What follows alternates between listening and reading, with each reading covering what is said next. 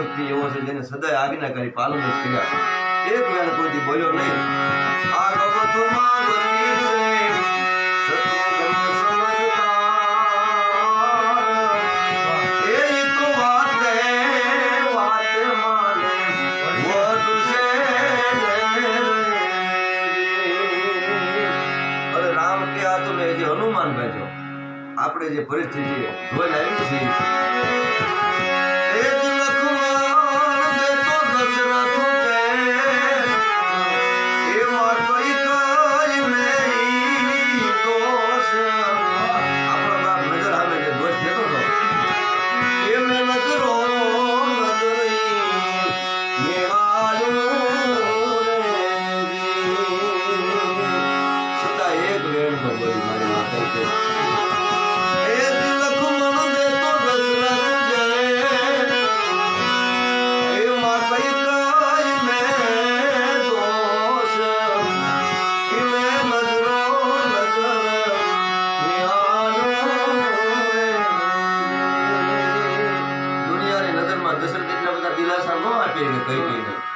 પણ કૌશલ્ય અને સુમિત્રા જો એક વખત પડખે ઊભું રહે તો મારી માં કઈ કઈ જીવી જાય.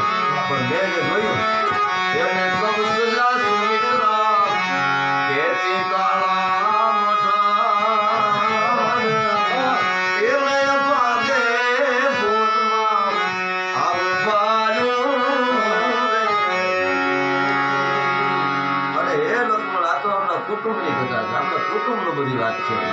પણ જેને હવારમાં કાયમ પૂજા થાય અવધ એની પૂજા કરે એ અવધ આખી ફરી ગઈ છે, જાણ્યું નથી કોઈ પાકું છે. એ જ લક્ષ્મણ આખી અયોધ્યાએ એક જાજે માનવ આજે યોગ્ય અપમાન કર્યા. કોઈ મારી પાસે મારી માએ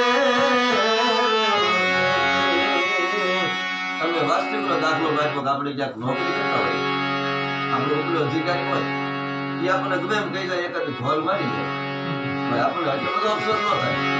પણ આપણો હાથી આપણને લાભ આવે તો આ દાસીએ દેખાવી કઈ કઈને ગતાવા એ મારી કાજે ઈ મારી માએ. હવે લક્ષ્મણને નામ સમજાવ્યો કે આનું કારણ સમજ મેં છે કઈ આ બધું કર્યું કારણ બતાવ્યું. તો નાનો એવો હતો ને જ્યારે નીકળો રમતો રમતો નીકળો કઈ ની હેત ભરી નજરમાં જ્યાં મારી છબી આવી ત્યાં તો મારું આખું હેત ભરી ગયું છે. અને જે મારા પર હેત નજર નાખી એની નજર બોલતી તેનું હેત એવું બોલતું હતું.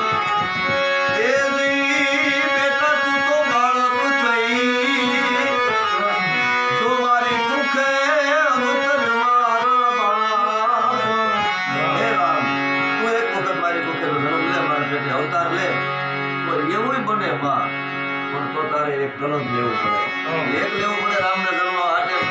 તો હજારો અને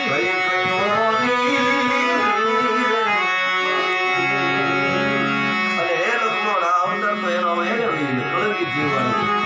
આ મારી રામના બીજાએ જન્મની રાહે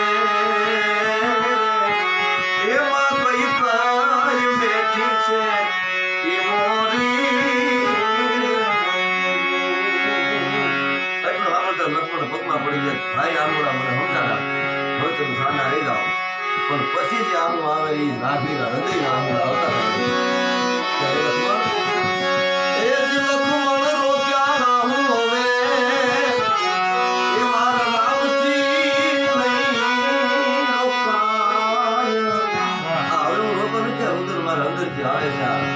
કઈ સાંભળે મને રુદન આવે